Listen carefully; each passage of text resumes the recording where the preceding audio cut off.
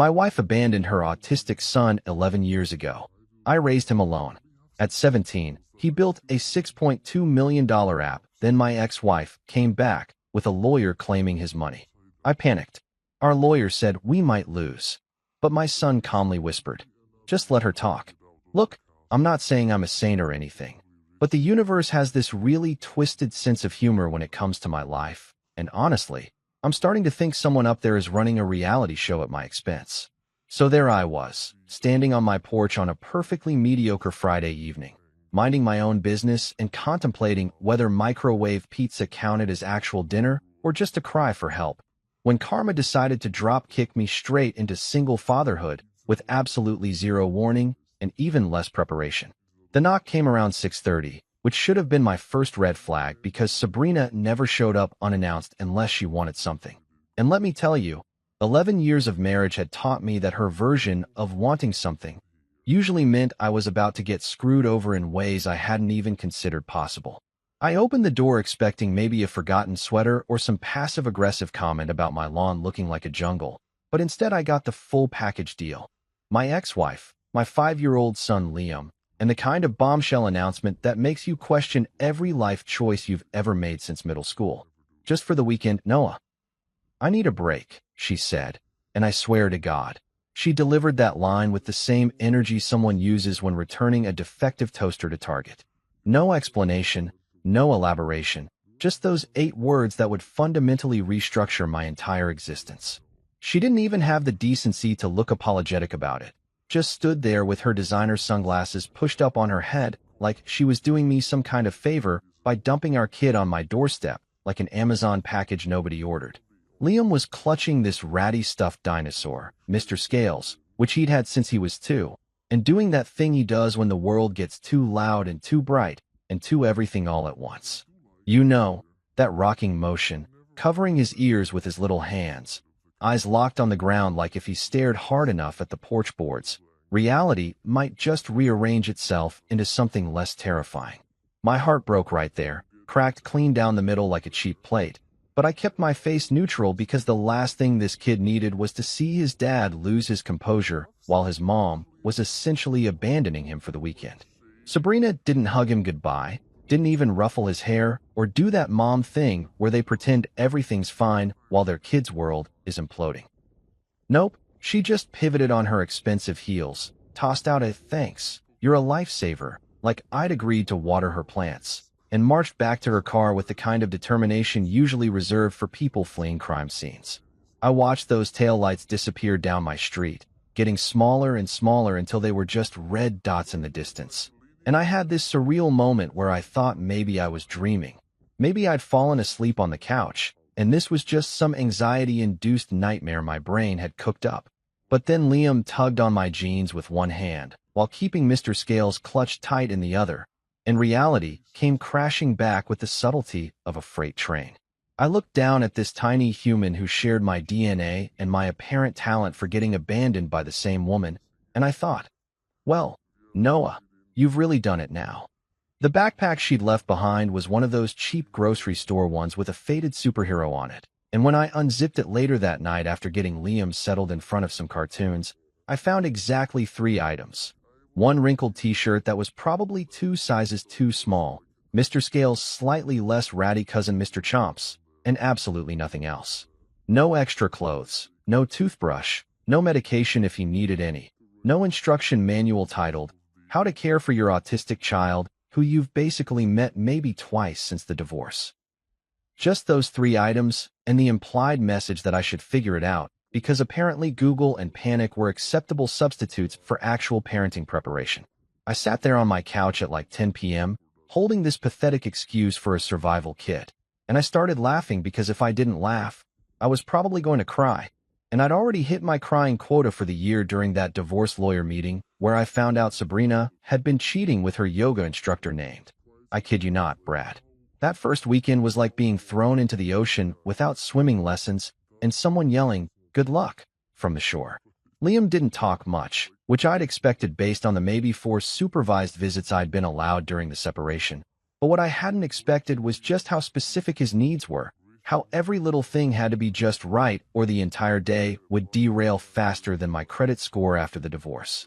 He wanted scrambled eggs for breakfast, but they couldn't be too runny or too dry. Had to be exactly that Goldilocks zone of egg texture that apparently only existed in some parallel universe where I was a competent cook. The toast had to be cut diagonally, not straight across, not in triangles, but specifically from corner to corner in one clean cut, because somehow the geometry of bread affected its taste. And honestly, at that point I was ready to believe in toast astrology if it meant the kid would actually eat something. He didn't like hugs, which broke my heart because I'm a hugger, always have been. Grew up in one of those families where everyone's constantly touching and patting and showing affection through physical contact. But Liam would go rigid whenever I tried, his whole body tensing up like I'd hit him with a taser. So I learned real quick to keep my distance and show love through other means, like making sure his yellow cup was always filled with exactly 6 ounces of apple juice, no more, no less, because apparently we were running a laboratory instead of a household. Sounds were another landmine. The blender was basically a war crime. The vacuum cleaner might as well have been a torture device, and don't even get me started on the time I sneezed too loud, and he had a meltdown that lasted 45 minutes. I started moving through my own house like a ninja, tiptoeing around, communicating in whispers, turning into one of those mime artists nobody asked for. At night, he didn't sleep like normal kids. Instead, he'd hum these little tunes, repetitive melodies that would drift through the walls of his bedroom into mine, and I'd lie there in the dark listening to this soundtrack of neurological difference, wondering what the hell I'd gotten myself into, and whether CPS would arrest me for being this unprepared. Some nights I hummed too, mostly variations of "What the hell am I doing?" and "I'm so screwed" set to the tune of my own anxiety. My dating life, which had been pathetic before, was now completely non-existent because who wants to swipe right on a guy whose idea of a wild Friday night involves memorizing the specific order his kid arranges dinosaur toys? Nobody, that's who. I became fluent in exhaustion, got my PhD in winging it, and somehow managed to keep this tiny human alive through sheer stubbornness and an unhealthy reliance on delivery pizza. That weekend Sabrina mentioned? Yeah, it's been 11 years now, and I'm still waiting for her to come pick him up like she promised. 11 years of diagonal toast, humming nights, yellow cups, and slowly figuring out that my son wasn't broken or defective or any of those horrible words people whispered when they thought I couldn't hear. He was just different, wired in ways that made the world simultaneously more beautiful and more terrifying than I'd ever understood. I never got that break she talked about, never got a single phone call asking how he was doing, never received a birthday card or Christmas present or any acknowledgement that she'd birthed this incredible kid and then just left. But you know what? Fatherhood turned out to be like one of those gym memberships you accidentally sign up for while drunk. You didn't plan for it, definitely didn't budget for it, but somehow it ends up shaping you into someone you never knew you could become. And looking back, you can't imagine life without it, even though your muscles ache and you're pretty sure you're doing half the exercises wrong. So here's the thing nobody tells you about suddenly becoming a full-time parent to an autistic kid. There's no manual, no step-by-step guide, no parenting for dummies. Special edition, sitting on a shelf at Barnes & Noble, that could have saved me from the absolute circus my life became in those first few months. I mean, sure, I could have Googled stuff, and believe me, I did. Spent so many nights scrolling through parenting forums at 3 a.m. like some kind of desperate information vampire, reading posts from other exhausted parents who were also just making it up as they went along. But Google can't prepare you for the reality of living with a 5-year-old who operates on a completely different frequency than the rest of humanity, whose brain processes the world through filters and patterns that make perfect sense to him, but look like absolute chaos to everyone else. It was like I'd been handed this incredibly complex piece of technology with invisible fine print that read, "Content's extremely sensitive to change. Handle with care. Good luck figuring out what care actually means, sucker." The first major lesson I learned was that Liam's relationship with food made my ex-wife's restrictive juice cleanse look downright reasonable. This kid had a diet that consisted of maybe 5 items total, and I'm being generous with that count. Scrambled eggs were acceptable, but only if they were cooked in butter, not oil, and God forbid I added cheese or vegetables, or any of those things normal parents sneak into their kids' food to pretend they're being nutritious. Toast was fine, but again with the diagonal cutting situation, because apparently horizontal cuts were offensive to his entire existence. I tried making him mac and cheese one night, thinking it was a safe bet, because what kid doesn't like mac and cheese, right? Wrong. So incredibly wrong. I burned it, which honestly wasn't surprising given my cooking skills hover somewhere between college freshman and natural disaster. And when I served it to him, Liam took one look at the slightly brown edges and actually recoiled like I'd presented him with a plate of live spiders. He didn't cry or throw a tantrum. He just stared at it with this expression of profound disappointment, pushed the plate away with one finger, and went back to lining up his toy cars like nothing had happened. That's when I realized his rejection wasn't personal. It was just his way of communicating that my culinary attempt had failed to meet the very specific standards his brain required, standards I didn't even know existed until I'd already violated them. The sensory stuff was a whole other dimension of complexity that made me feel like I was living in a house made of eggshells. Liam didn't just dislike certain textures or sounds. He experienced them as physically painful, like his nervous system was constantly dialed up to 11 while the rest of us were cruising at a comfortable 5 or 6. Tags on clothing were torture devices that needed to be immediately removed with scissors, which meant I became surprisingly skilled at surgical tag removal, sitting there with my reading glasses on like some kind of demented tailor. Certain fabrics made him itch even though there was nothing medically wrong with his skin. His brain just decided that polyester was the enemy and cotton was barely acceptable. The vacuum cleaner might as well have been an air raid siren. The blender was basically announcing the apocalypse. And that one time a motorcycle drove past our house with a broken muffler, Liam spent the next hour under his bed with his hands over his ears, rocking and humming, completely unreachable. I started planning my entire day around avoiding sounds, turning off the TV before he came downstairs, doing laundry only when he was at therapy, basically transforming into a monk who'd taken a vow of silence, except I was doing it in a 3-bedroom house in suburbia, while trying to figure out if I could legally divorce a vacuum cleaner. The humming at night became our weird routine, this thing that initially drove me absolutely insane, but eventually became as familiar as my own heartbeat. Liam would lie in his bed, sheets tucked in tight, weighted blanket on top, because apparently pressure was calming, and he'd hum these wordless melodies that seemed to come from somewhere deep in his brain, like his mind was processing the entire day through music nobody else could hear. I'd lie in my own bed next door, staring at the ceiling, listening to this soundtrack, and I'd find myself humming too, except my tunes were less melodic and more like variations on the theme of "What the hell am I doing with my life?" mixed with "Please let him sleep through the night just once." Some evenings I'd hum curses into my pillow, creative combinations of profanity that would have made a sailor blush, just letting out all the frustration and fear and overwhelming sense of inadequacy that came with being solely responsible for this kid's well-being. Nobody warns you that parenting is like 50% love and 50% wondering if you're completely screwing up a tiny human's entire future, with maybe an extra 10% thrown in for good measure that's just pure exhaustion and fear. But then there were these moments, these incredible, unexpected moments, that made all the burnt mac and cheese and sleepless nights worth it. One evening about 3 months in, I found Liam in the living room with every single one of his toy cars spread out on the floor, and I was about to tell him to clean up the mess when I realized what he was actually doing. He wasn't just playing. He was organizing them in this elaborate pattern that my tired brain couldn't immediately process.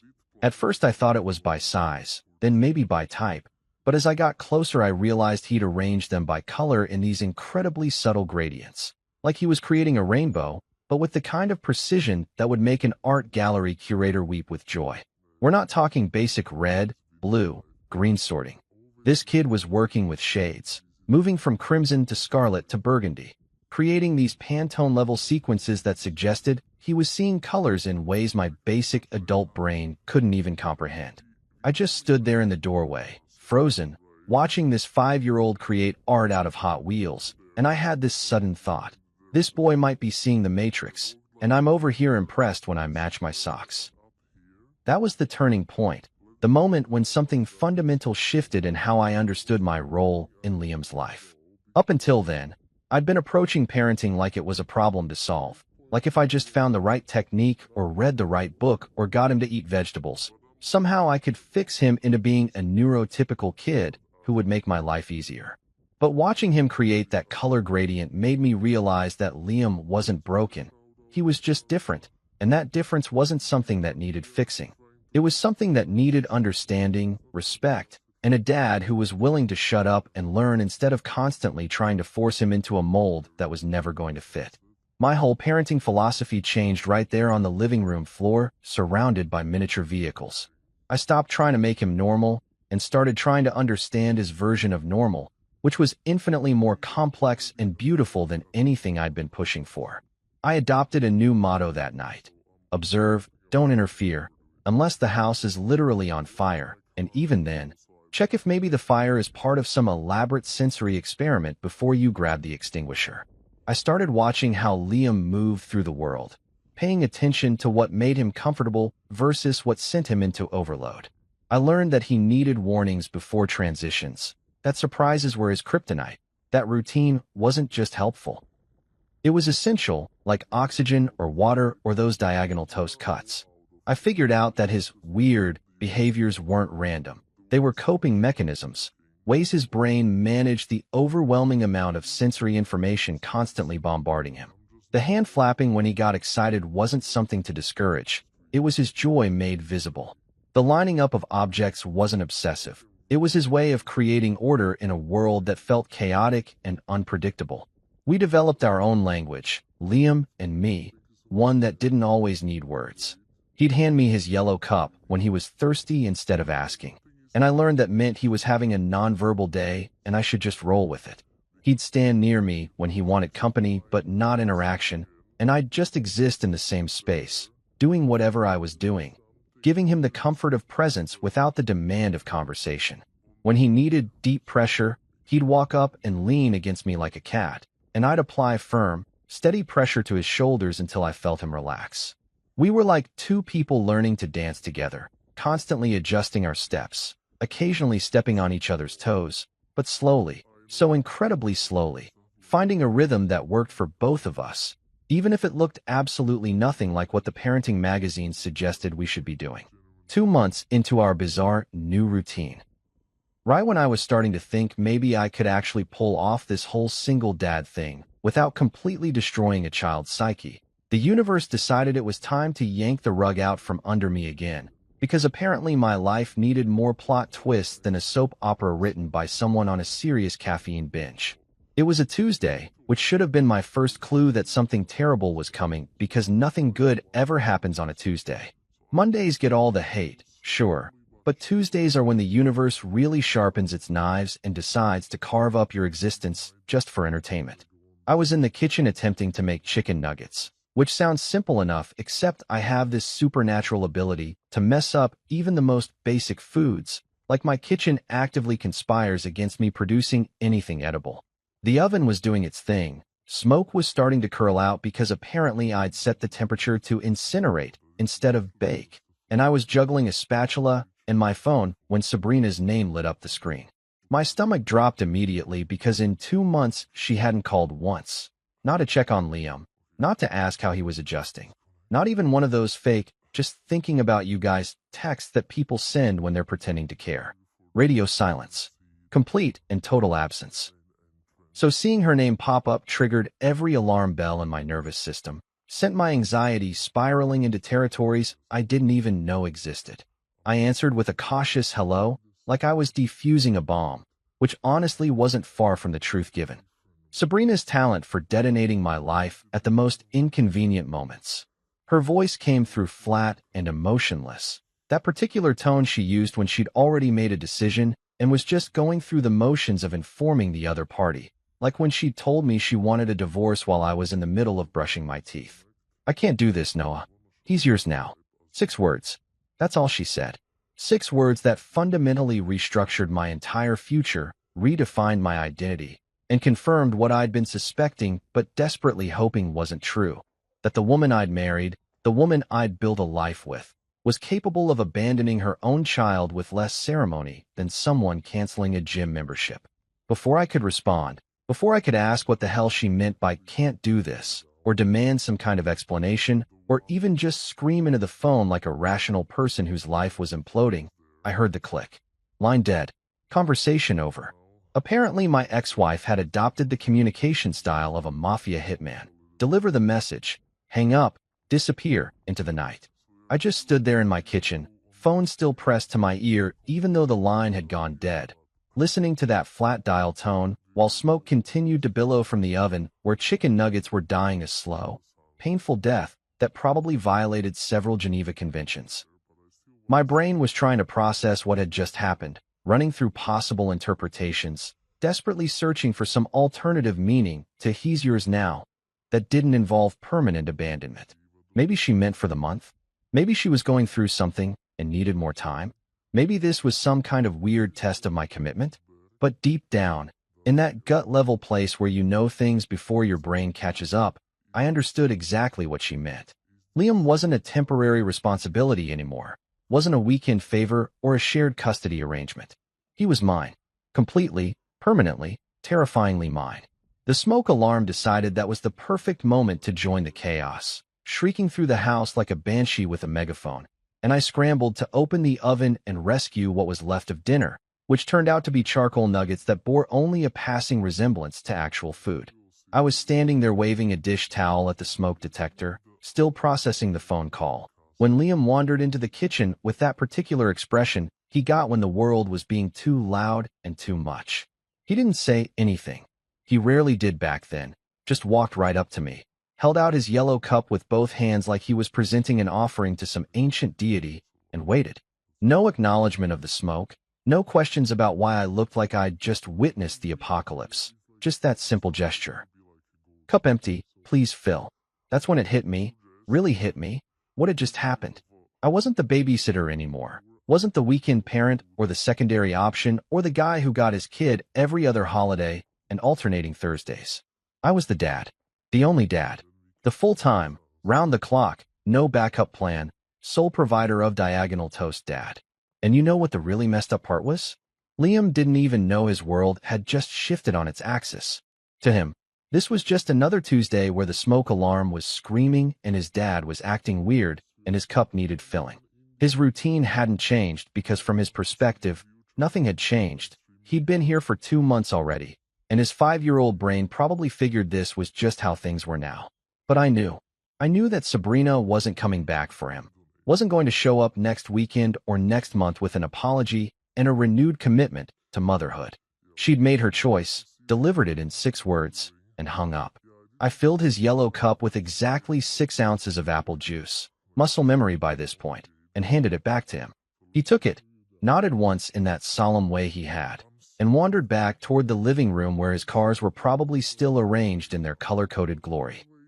I watched him go, this tiny human in dinosaur pajamas who'd just been permanently abandoned by his mother and didn't even know it yet, and I felt this weird mix of rage and protectiveness and terror wash over me in waves. Rage at Sabrina for being so spectacularly selfish, for creating a child, and then just opting out when things got difficult, for choosing her own comfort over her son's well-being without even the decency of a real conversation. Protectiveness toward Liam, this fierce, almost violent need to shield him from every hurt, every disappointment, every person who would ever make him feel like he was too much or not enough. And terror. God, so much terror, because I had no idea what I was doing, no preparation for this role, no confidence that I could actually pull off being the sole parent to a kid with needs I was still learning to understand. The funny part, and by funny I mean cosmically ironic in a way that made me want to laugh and cry simultaneously, was that Sabrina had left saying she needed space. Well, congratulations, Sabrina, you got it. 11 years worth of space. Enough space to fit an entire childhood, countless milestones, thousands of diagonal toast breakfasts, and one kid who learned pretty early that some people are only capable of loving you from a distance, and by distance I mean from another state where they can pretend you don't exist. She got all the space anyone could ever want, and I got Liam, which honestly sounds like I got the infinitely better deal except I was too terrified to appreciate it at the time. I cleaned up the kitchen in a daze, scraping cremated chicken nuggets into the trash and wondering what the hell I was supposed to feed a kid who only ate 5 things and I'd just destroyed one of them. Ended up making scrambled eggs at 7 p.m. like some kind of breakfast-obsessed psychopath, cutting toast into perfect diagonal lines while my hands shook slightly from residual adrenaline. Liam ate without comment, probably because in his world, eggs for dinner was no weirder than anything else adults did. After he was settled in bed, humming his nightly melodies, I sat on my couch in the dark and let myself have exactly 5 minutes of panic. 5 minutes to imagine all the ways I could fail this kid, all the mistakes I'd inevitably make, all the therapy bills we both probably rack up. 5 minutes to mourn the life I'd thought I was going to have, the one with weekends to myself and dating prospects and the freedom to be spontaneous. Then I picked up my phone, started researching autism specialists in my area, and got to work. Because here's what I learned that night. You can either spend your energy being angry at people who abandoned you, or you can spend it building something better for the people who stayed.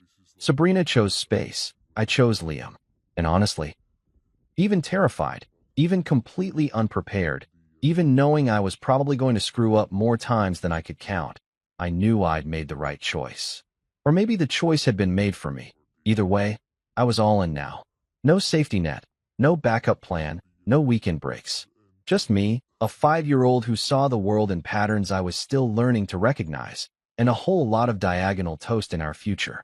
Raising Liam turned out to be less like traditional parenting and more like managing a startup that had exactly one investor, me.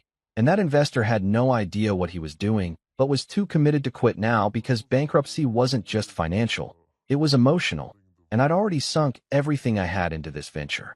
Our life became this incredibly structured routine that would have made a military drill sergeant nod in approval, because I learned pretty quickly that deviation from the schedule wasn't just inconvenient, it was catastrophic. We're talking full meltdown, hours of recovery time, and me questioning every decision I'd ever made since deciding to skip that career aptitude test in high school. So I became a creature of habit, which was hilarious considering I'd spent most of my 20s being that guy who showed up to things late with wet hair and a vague excuse about traffic. But suddenly, I was Mr. Punctuality, Mr. Routine, Mr. Same breakfast every single day or the world ends. The mornings always started the same way.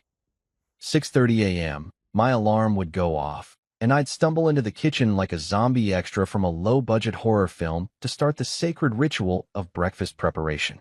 Scrambled eggs, cooked in butter, stirred exactly 47 times. Yes, Liam counted once and informed me that 46 was insufficient and 48 was excessive, so 47 became the magic number. 2 pieces of toast, cut diagonally. No butter because apparently butter on toast was a sensory nightmare, but butter in eggs was perfectly acceptable, and don't even try to understand the logic because I gave up on that around month 3.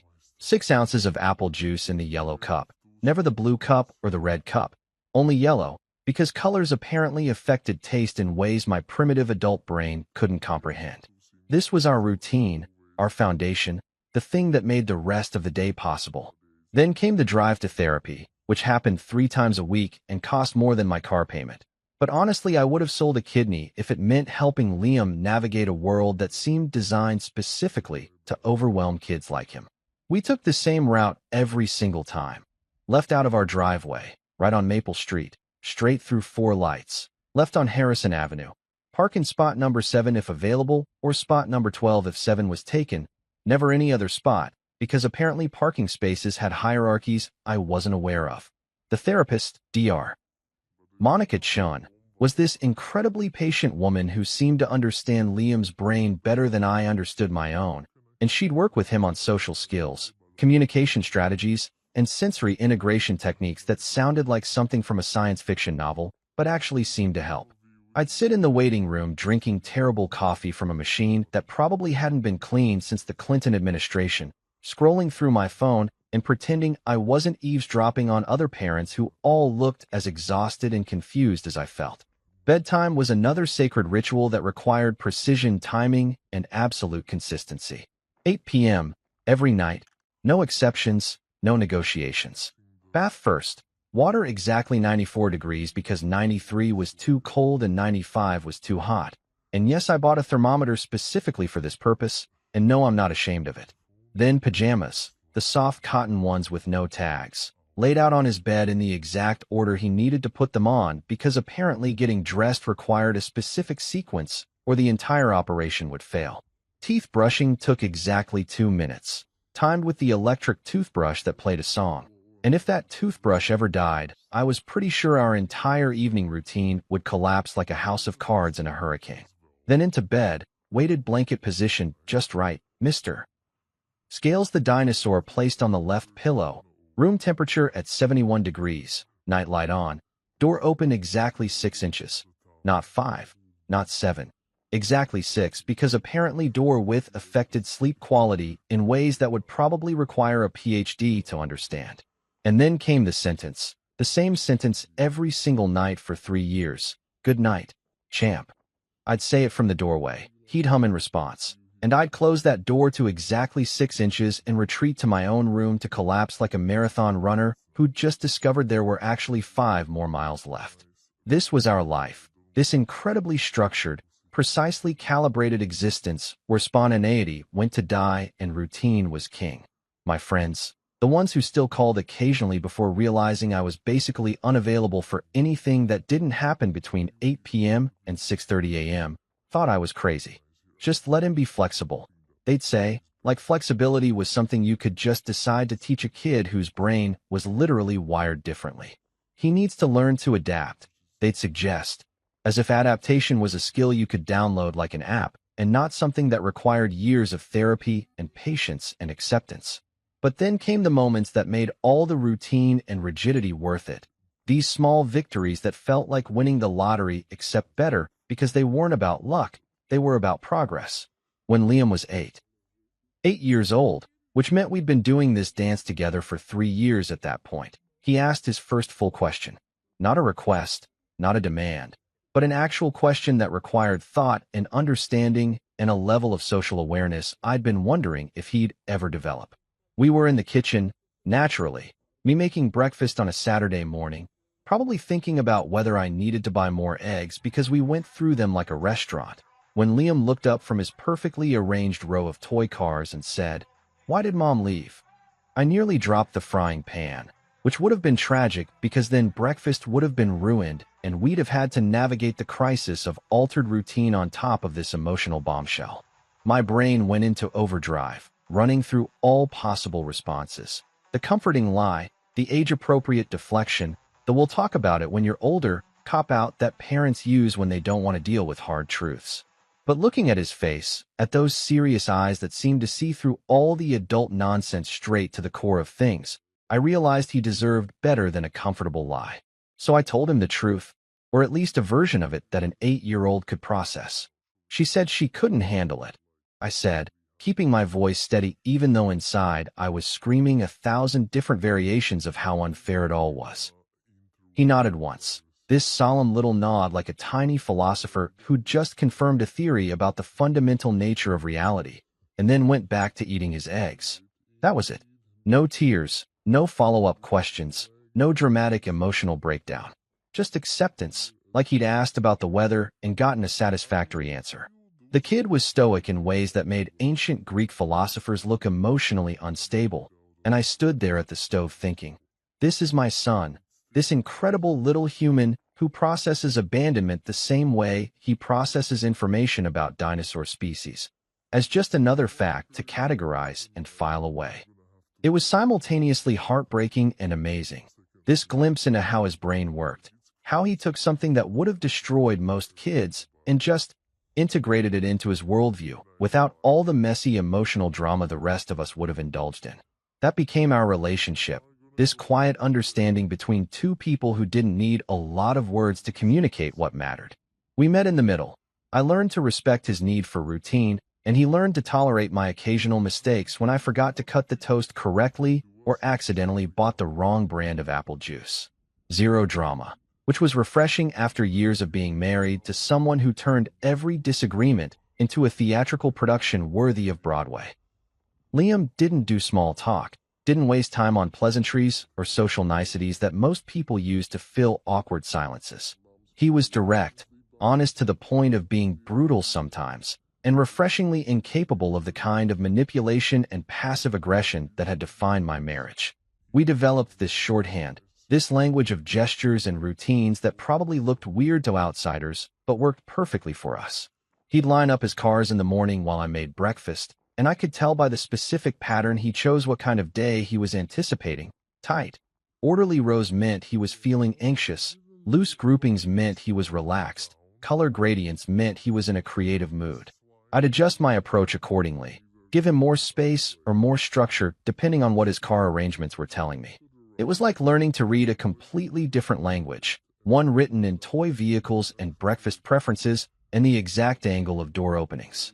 By the time he was 10, we had our system down so well we could have written a manual, except nobody would have believed that this level of structure was necessary or even possible.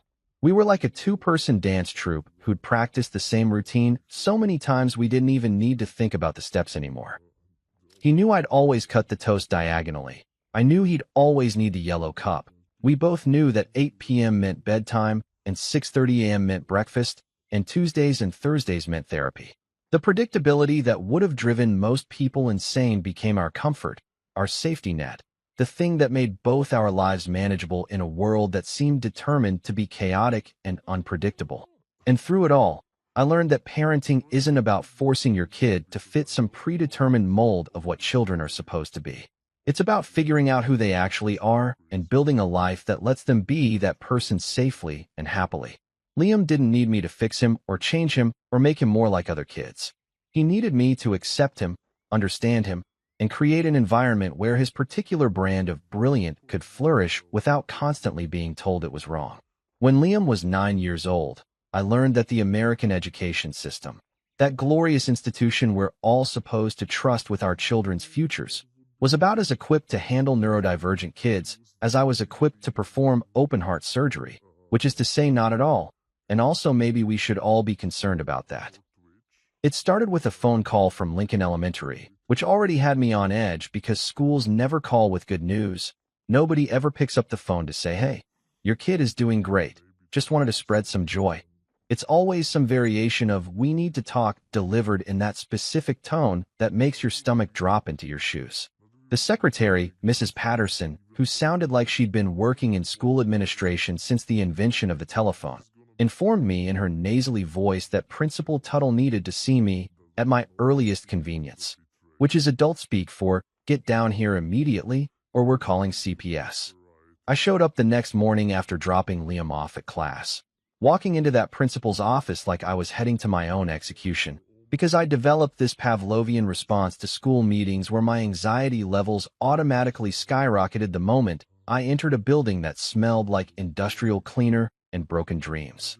Principal Tuttle was this middle-aged guy with a comb-over that defied physics and a suit that probably looked professional in 1987, sitting behind his desk with a folder full of what I assumed were complaints about my kid.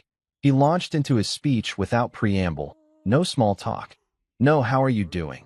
Just straight into the corporate-approved script about how Liam was too disruptive for the regular classroom environment and how they thought he'd be better served in their special education program, which anyone who's ever dealt with the school system knows is code for "we don't want to deal with your difficult kid, so we're going to warehouse him with minimal resources and lower expectations." Too disruptive, I repeated, letting the words hang in the air like a bad smell. "Can you elaborate on what exactly is disruptive about him?" Tuttle shuffled some papers, clearly uncomfortable, and started listing incidents that made me want to flip his desk over like some kind of unhinged action hero. Apparently Liam was disruptive because he corrected his math teacher's incorrect answer on the board, not rudely, just matter-of-factly pointed out that 7 times 8 was 56, not 54, which seemed like something a teacher should appreciate, but apparently pointing out adult mistakes was a cardinal sin. He was disruptive because he'd finished his work in 15 minutes and then started reading a book about coding instead of sitting quietly and pretending to be busy like everyone else. He was disruptive because he'd told another student that their presentation on the solar system was factually inaccurate, which, okay, maybe could have been phrased more diplomatically, but since when is accuracy disruption? I sat there listening to this list of grievances that basically amounted to, "Your son is too smart and too honest, and we don't know what to do with that." And I felt my blood pressure rising to levels that probably required medical intervention. Let me get this straight. I said, keeping my voice level even though internally I was screaming. My son is being punished for being correct, for finishing his work efficiently, and for having standards about factual accuracy. That's what we're calling disruptive now. Tuttle did that thing administrators do where they smile condescendingly and say something about social skills and fitting in with peers and the importance of learning to work within the system, which is basically adult speak for, we want compliant robots, not thinking humans. That's when he dropped the real bomb, the actual reason for this meeting. We think Liam would benefit from our specialized learning program, he said, sliding a pamphlet across the desk like he was offering me a vacation package instead of proposing to drastically lower the educational ceiling for my kid. I picked up the pamphlet, which featured smiling children engaged in what the school district probably called adaptive learning, but what looked suspiciously like arts and crafts and remedial math. This is the classroom where ambition goes to die, I said, and I wasn't even trying to be dramatic. I was just stating facts. You want to put my son, who's teaching himself Python in his spare time and correcting your teacher's math, in a room where the highest expectation is that maybe he'll learn to count change. The meeting went downhill from there, with Tuttle getting defensive and throwing around phrases like best interests of the child and professional recommendations, while I countered with increasingly aggressive questions about why accommodating a smart kid who happened to be autistic was somehow impossible in a school that claimed to value diversity and inclusion in every piece of literature they sent home. We went in circles for 45 minutes, him insisting that Liam needed to be separated from the mainstream population, me insisting that what Liam actually needed was teachers who could handle a student who was smarter than they were. Eventually, Tuttle pulled out the big guns, suggesting that if I wasn't willing to accept their recommendation, perhaps Liam would be better suited to a different school entirely, which was basically a threat wrapped in bureaucratic language. I left that office shaking with rage, the kind of anger that makes you want to write strongly worded letters to the superintendent and possibly the governor, and maybe just start a whole new school system from scratch. But anger without action is just therapy you can't afford. So I did what any parent in the 21st century does when faced with institutional incompetence. I researched the hell out of educational rights for disabled students. Spent the next week becoming an expert on the Individuals with Disabilities Education Act, Section 504 accommodations, and every legal protection available to kids like Liam.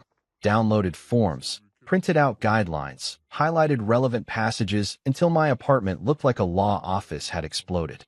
I called other parents, joined online support groups, talked to advocates who'd been through this battle before, and armed myself with enough information to go to war with an entire school district. The next meeting was a week later, except this time I brought reinforcements. I showed up with a special education advocate named Patricia who'd been doing this for 20 years and had a reputation for making administrators cry, a folder full of documentation about Liam's abilities and needs, and a recorder to document everything said, because I'd learned that schools suddenly became very careful with their words when they knew they were being recorded. We sat down across from Tuttle and the special education coordinator, a woman named Ms. Ramirez, who looked like she'd rather be literally anywhere else, and I laid out exactly what accommodations Liam needed to stay in the mainstream classroom. Preferential seating away from sensory triggers, the ability to take movement breaks when needed, access to advanced materials when he finished work early, and teachers who understood that correcting factual errors wasn't insubordination, it was intellectual engagement. Tuttle tried to push back, claiming budget constraints and resource limitations, and all the usual excuses schools use when they don't want to make any effort, but Patricia shut him down with the kind of legal knowledge that made it clear this wasn't a negotiation. It was a notification of what the law required them to provide. You can provide these accommodations willingly, she said in this sweet voice that somehow contained an iron core. Or we can file for due process and let a judge explain your legal obligations. But either way, these accommodations will be provided. There's something beautiful about watching a bureaucrat realize they've lost, this moment where their face goes through several stages of denial before settling on resignation. We walked out of there an hour later with a signed accommodation plan that guaranteed Liam could stay in regular classes with the support he actually needed. At home that night, while I was making our ritual diagonal toast and trying to decompress from a week of fighting the education system, Liam came into the kitchen carrying his backpack. He pulled out a folder and started organizing the papers inside. Homework assignments, permission slips, those terrible standardized test prep worksheets that somehow always ended up crumpled at the bottom of his bag, and I watched him sort everything by date and category with the kind of efficiency that would make a professional organizer weep with joy. "Dad, you mixed the therapy notes with the medical receipts," he said without looking up, pointing to my own disorganized pile of paperwork on the counter. He was right, of course, because he was always right about these things, and I felt this wave of affection mixed with amusement wash over me. "You're absolutely right, champ," I said, and I meant it. Here I was, fighting to keep him in classes that would challenge his incredible brain, and he was casually pointing out my organizational failures like a miniature accountant who'd stumbled across some seriously concerning financial records. That was the day I really understood what I'd been fighting for. Not just the right for him to stay in mainstream classes, but the recognition that his way of seeing the world, his attention to detail, his insistence on accuracy and order, wasn't a disability to be managed. It was a gift to be nurtured.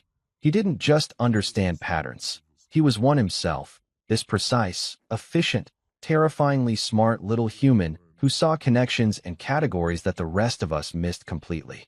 The school wanted to put him in a box labeled special needs and forget about him.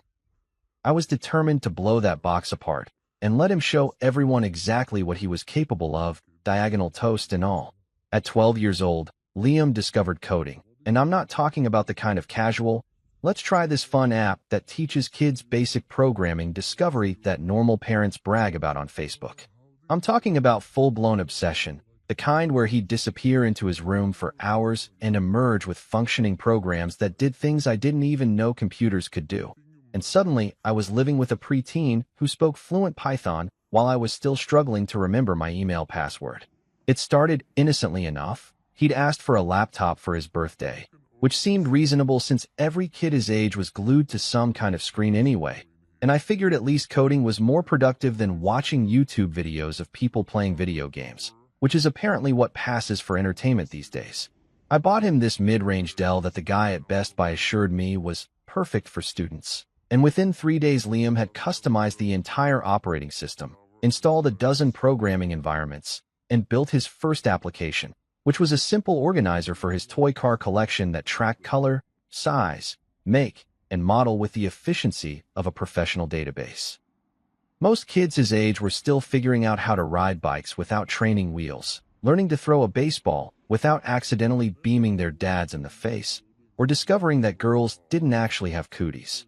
My kid was learning Python, JavaScript, and SQL like they were second languages, staying up until midnight writing code that I couldn't understand even when he tried to explain it to me using small words and visual aids like I was a particularly slow kindergartner.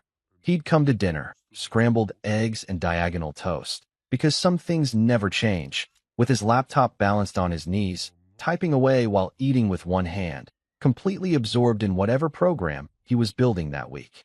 I'd given up trying to enforce no screens at the table, because honestly, watching him code was like watching an artist paint or a musician compose. And who was I to interrupt genius just because Emily Post said electronics and dinner didn't mix? The programs he built were disturbingly useful, like someone had taken all the organizational skills I'd failed to develop over 30-something years and compressed them into algorithms. He created a file sorting system that automatically organized my work documents by date, client, and project type, which sounds simple until you realize I'd been manually searching through hundreds of files like some kind of digital caveman. He built an error flagging program that scanned my emails before I sent them and highlighted typos, grammatical mistakes, and instances where I'd accidentally written regards as retards, which had happened more than once and nearly cost me a client. He even programmed a digital assistant that would literally yell at me. Well, display aggressive pop-up notifications when I forgot to pay bills on time, which happened frequently because my ADHD brain treated deadlines as gentle suggestions rather than actual requirements.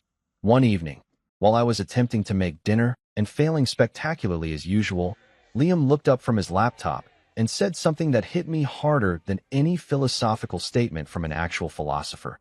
"I like computers. They don't lie."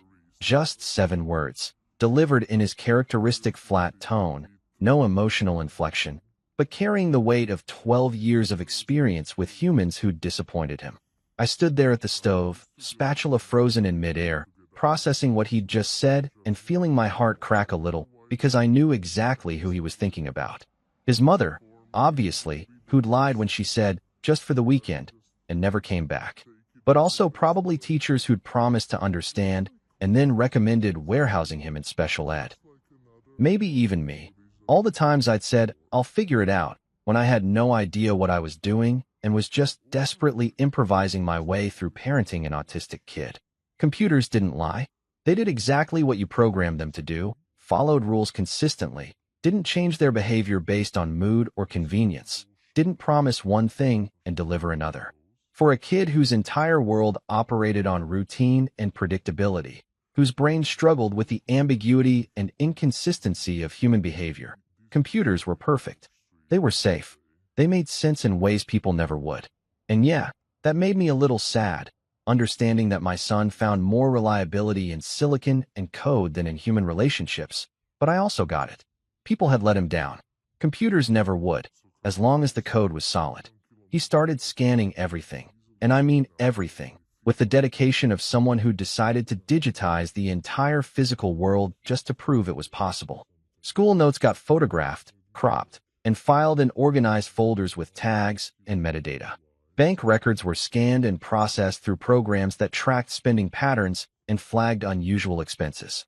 My old grocery receipts, which I'd been throwing in a drawer like some kind of financial hoarder, got scanned, analyzed, and turned into spreadsheets that showed me exactly how much money I was wasting on impulse purchases and overpriced coffee.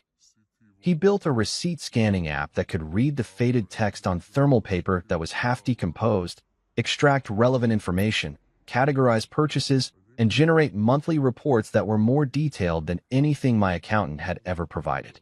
I thought he was just being his usual obsessively organized self, taking his need for order and structure to the next logical level by imposing it on the physical chaos of our household. What I didn't realize was that he was quietly building a digital fortress, creating an archive of documentation so comprehensive and well-organized that it would make the Library of Congress look like a messy teenager's bedroom. Every piece of paper that entered our house got scanned, processed, and backed up to multiple cloud servers with redundancy that would make an IT security professional weep with joy. He had records of everything: school communications, medical appointments, therapy notes, even the pizza delivery receipts from 3 years ago when I'd ordered too much food because I couldn't do math after midnight. Meanwhile, I was developing my own coping mechanisms for life as a single dad raising a genius who was simultaneously easier and more complicated than any parenting book had prepared me for. Sarcasm became my primary language, the defensive wall I built around the exhaustion and uncertainty that came with this territory. When other parents at school events would ask how I was doing, I'd respond with something like, "Oh, you know, living the dream, one diagonal toast at a time," delivered with enough humor to mask the fact that I was genuinely struggling but too proud to admit it. When my ex-mother-in-law, who'd disappeared along with her daughter, but suddenly had opinions about my parenting after seeing Liam featured in some local gifted students article, called to suggest I was pushing him too hard, I told her that the only thing I was pushing was my luck that I hadn't completely screwed up this kid yet, and also maybe she could redirect her parenting advice to her daughter who'd abandoned her own child. Just a thought. My life motto evolved into something between a joke and a survival strategy. If you can't afford therapy, try humor and caffeine. And I needed both in industrial quantities because raising Liam was like running a marathon where the finish line kept moving and also sometimes the track was on fire and occasionally people would show up to tell me I was doing it wrong. The humor kept me sane when I wanted to scream into a pillow about the unfairness of doing this alone. The caffeine kept me awake during those nights when Liam was deep into a coding project and needed someone to bounce ideas off, even if that someone understood maybe 10% of what he was saying and just nodded along while internally wondering if Python was actually a snake or a programming language or somehow both. We fell into this comfortable rhythm, Liam and me, where he'd code and I'd hover nearby, pretending to understand, where he'd organize everything and I'd mess it up just enough to give him something to fix, where he'd point out my mistakes with brutal honesty, and I'd respond with sarcastic commentary that made him smile, even though he claimed not to get humor. Our relationship was built on mutual acceptance of each other's weirdness, his need for routine and structure, my tendency toward chaos and last-minute panic. He tolerated my disorganization and terrible cooking. I tolerated his correction of my grammar and his insistence that there was a right way to load the dishwasher, which apparently I'd been doing wrong for 12 years. Some nights I'd find him still awake at 11 p.m., glow of his laptop screen illuminating his face in the dark, fingers flying across the keyboard with the kind of focus that most people never achieve in their entire lives. I'd lean against his doorframe and watch him work. This kid who'd been handed a rough deal by the universe. Autism, abandonment, a dad who was making it up as he went along, but who'd somehow turned it all into fuel for creating something extraordinary. He wasn't building programs just to build them. He was constructing his own version of order in a world that had proven itself unreliable. Every line of code was another brick in the fortress he was building against chaos and disappointment. And maybe that should have worried me. This 12-year-old who trusted computers more than people, but honestly, given the people who'd let him down, I couldn't blame him one bit. At least computers never promised to come back for the weekend and then disappeared for 11 years. At 17 years old, Liam had transformed from that 5-year-old who rocked on my porch covering his ears into this lanky teenager who still rocked occasionally, but now did it while debugging code that looked like alien hieroglyphics to my untrained eyes. He'd grown into his height awkwardly, all elbows and knees like a baby giraffe learning to walk, but his mind had sharpened into something that honestly terrified me a little bit, because I was pretty sure he was smarter than everyone I'd ever met combined, including that physics professor I had in college who could calculate pi to 30 digits while drunk. Our routine had evolved, but not fundamentally changed. He still needed his diagonal toast, still used the yellow cup, still hummed at night. But now he also had a desktop setup that looked like it belonged at NASA, with multiple monitors displaying code and data visualizations that could have been modern art for all I understood them. It was a random Tuesday in March. Because apparently Tuesdays were just cosmically determined to be the days when my life took unexpected turns. When Liam called me into his room with an urgency that immediately triggered my parental anxiety, because he never showed urgency about anything except maybe running out of apple juice or someone cutting toast horizontally like a monster. I walked in expecting to troubleshoot some computer problem, maybe help him find a file he'd misplaced, which would have been ironic given that he was approximately 10,000 times more organized than I'd ever be. Instead, I found him sitting at his desk, all 3 monitors glowing with what looked like official documents, legal papers, and bank statements that had way too many zeros to be anything I was involved with, because my bank account was usually fighting for its life around 3 digits. "Dad, I sold my app," he said, and the casual way he delivered this information reminded me of how he'd told me at age 8 that he'd reorganized my entire filing system, like it was just another Tuesday task he'd checked off his list. I was still processing the sentence, my tired dad brain trying to figure out which app he was talking about, because he'd built approximately 75 different programs over the years, when he continued. "Cool. How much?" I asked, going for supportive dad energy while internally hoping it was enough to maybe buy some new clothes because the kid had grown 4 inches in 6 months and none of his pants fit anymore. Everything was suddenly high waters like he was preparing for a flood. "6.2 million, he said, turning one of his monitors toward me, and I just stood there blinking like someone had hit me with a flashbang grenade because surely I'd misheard. Surely he meant 6,000 or 60,000. Some number that made sense in the realm of teenage app development. 6.2 million what? I asked, my brain refusing to make the logical leap. Naira? Pesos? Monopoly money? Because there was no way, absolutely no possible way.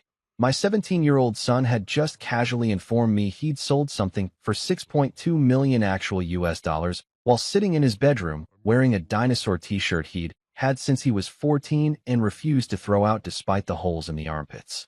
He turned the screen, and there it was in official banking documentation that looked way too legitimate to be some kind of elaborate prank. $6.2 million, deposited into an account he'd apparently set up himself, complete with tax withholdings and legal contracts that I definitely should have known about, but clearly didn't because my son had gone ahead and conducted a multi-million-dollar business transaction without mentioning it even once during our dinner conversations. Dollars, he confirmed, in that flat tone he used when stating obvious facts, like I was the one being weird for not immediately understanding that my teenage son was now a millionaire. US dollars. The company is based in Delaware but operates internationally. They wanted the app for document verification across their entire platform.